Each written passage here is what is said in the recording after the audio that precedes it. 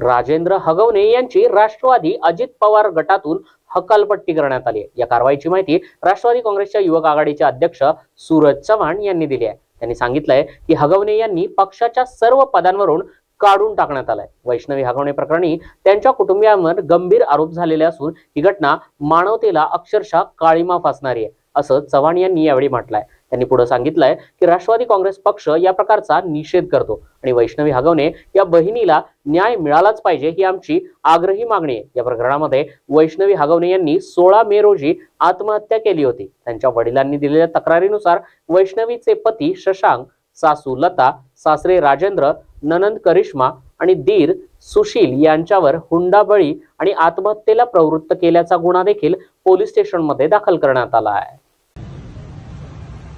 पुणे येथील राष्ट्रवादी काँग्रेस पक्षाचे कार्यकर्ते राजेंद्र हगवणे यांची कालच राष्ट्रवादी काँग्रेस पक्षातून सर्व पद किंवा सदस्यत्वातनं त्यांना मुक्त करण्यात आलेले, त्यांची हकालपट्टी करण्यात आलेली आहे। खरं तर त्यांच्या घरात जी घटना घडली आहे ती एक मानवतेला काळिमा फासणारी घटना आहे। याचा राष्ट्रवादी काँग्रेस पक्ष सर्वप्रथम निषेध करते।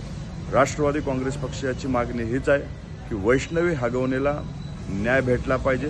तिच्या विरोधात ज्यांनी तिला त्रास दिलाय त्यांच्यावरती कडक कारवाई झाली पाहिजे, अशी राष्ट्रवादी काँग्रेस पक्षाची मागणी आहे। अजितदादांनी नेहमीच अनेक भाषणांमधून सांगितले, माझा पदाधिकारी, माझा कार्यकर्ता जर कुठं चुकीचा वागत असेल तर त्याला टायरमध्ये घेऊन मारलं पाहिजे, अशा अनेक वेळा भूमिका अजितदादांनी स्पष्ट केलेल्या आहेत। राष्ट्रवादी काँग्रेस पक्ष अशा कुठल्याही घटनेला पाठीशी घालण्याचं काम करत नाही।